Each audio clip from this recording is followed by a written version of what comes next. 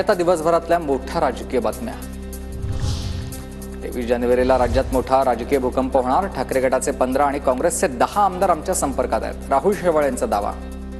23 जानेवारीला एक मोठा स्फोट होण्याची शक्यता आहे, एक राजकीय भूकंप होण्याची शक्यता आहे। म्हणून आपल्या पक्षाचं अस्तित्व टिकवण्याकरता, आपल्या पक्षातल्या आमदारांना टिकवण्याकरता अशा बातम्या वडेट्टीवार आणि संजय राऊत पसरवत आहेत। आज 50 आमदार गेले आणि 288 झाले तर काय फरक पडणार आहे? राहुल शेवाळ यांनी केलेल्या दाव्याला जयंत पाटलांचं खोचक उत्तर आहे। 237 पलीकडे आहेत, अजून 5-50 तिकडे गेले तर 288च्या जवळ जाण्याचा प्रयत्न होईल। त्यापेक्षा काय फरक पडणार नाही। काय फरक आहे? कसलाही पुरावा नसलेल्या बांगलादेशी लोकांना प्रमाणपत्र दिले जातात, यावर SIT बसवली पाहिजे। एकनाथ शिंदे आणि देवेंद्र फडणवीस हे बांगलादेशींना हाकलून देण्यासाठी कटिबद्ध आहेत। किरीट सोमय्यांचं विधान। हे घुसखोर आहे।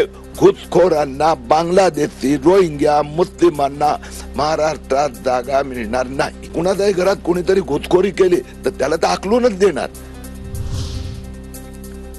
उद्धव ठाकरे शरद पवारांच्या भेटीला स्थानिक स्वराज्य संस्था बीड प्रकरणासह सध्याच्या राजकीय स्थितीवर चर्चेची शक्यता।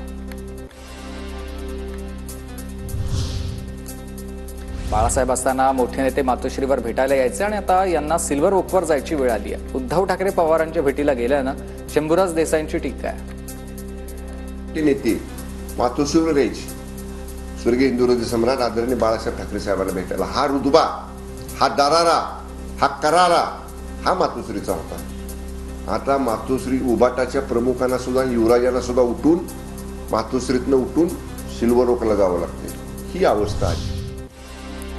पहाटेच्या शपथविधीनंतर आता पवारांकडे परत या। दादांना सांगितलं होतं, दादा चुकले असतील पण मी त्यांना परत घ्या, मी पवारांना सांगितलं। मुंडेंच्या वक्तव्यावर भुजबळांची प्रतिक्रिया। जालन्यात उपमुख्यमंत्री अजित पवारांना मराठा कार्यकर्त्यांनी काळे झेंडे दाखवले। भोकरदन नाका परिसरात अखिल मराठा महासंघाच्या कार्यकर्त्यांनी अजित पवारांच्या ताफ्यासमोर काळे झेंडे हे दाखवले। मंत्री राधाकृष्ण विखे पाटलांचा राहता आणि शिर्डीच्या ग्रामस्थांकडून नागरी सत्कार। पालकमंत्रीपदी वर्णी लागल्यानंतर विखे पाटलांची आकर्षक रथामधून शाही मिरवणूक। 31 मे पर्यंत राज्यातील सर्व गड किल्ल्यांवरील अतिक्रमण हटणार। मुख्यमंत्री देवेंद्र फडणवीस अतिक्रमण हटवण्याबाबत आक्रमक झालेत। अतिक्रमण हटवण्यासाठी सर्व जिल्हाधिकाऱ्यांच्या अध्यक्षतेमध्ये समिती।